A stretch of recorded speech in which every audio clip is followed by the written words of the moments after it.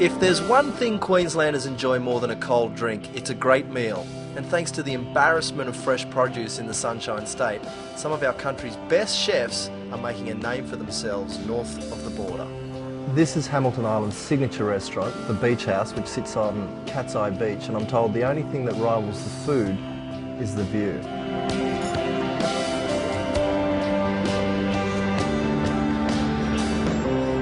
People come far and wide for the Beach House's tasting plate. We've got a bit of soft shell crab here, salt and pepper cuttlefish, a bit of a scallop, it's a fish cake, and that's some tempura red emperor, and of course these are the local oysters. It's absolutely delicious.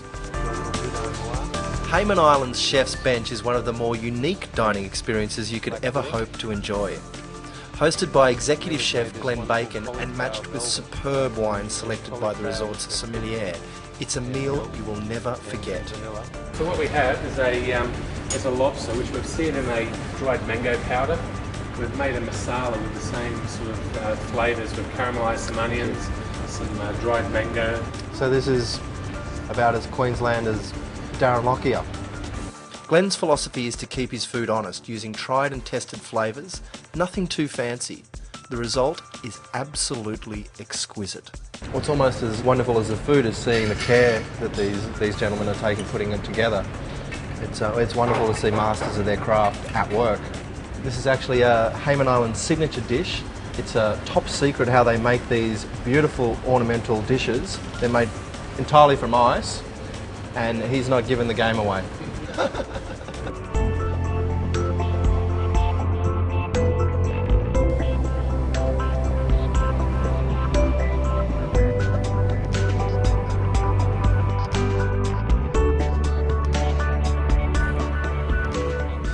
You've received the postcards, you've seen the tourism commercials. Here it is, the rock star of the Whitsundays, Whitehaven Beach.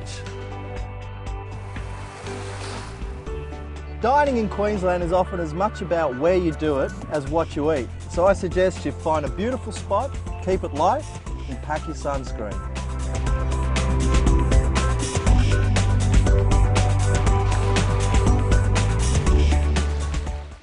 Like most other states in Australia, the epicentre for cutting-edge cuisine is the Big Smoke.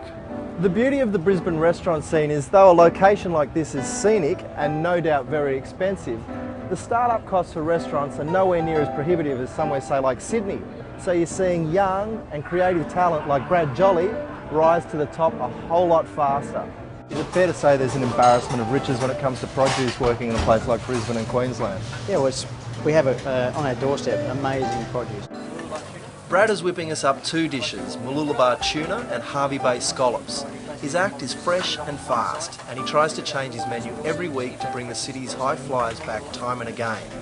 You've heard the expression cooking with gas. Now we're about to see a little demonstration called cooking with liquid nitrogen that you'll only see at Alchemy. This is just normal honeycomb that we make here. So by popping it into the liquid nitrogen, we're just going to transform the texture into something that's a bit more brittle, and you also get to have a bit of fun. As you breathe out, you get a smoke coming out of your mouth. Oh no, I didn't have.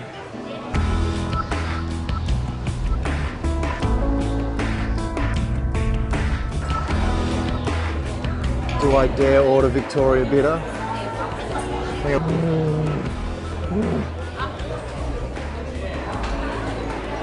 Yeah, it's not bad.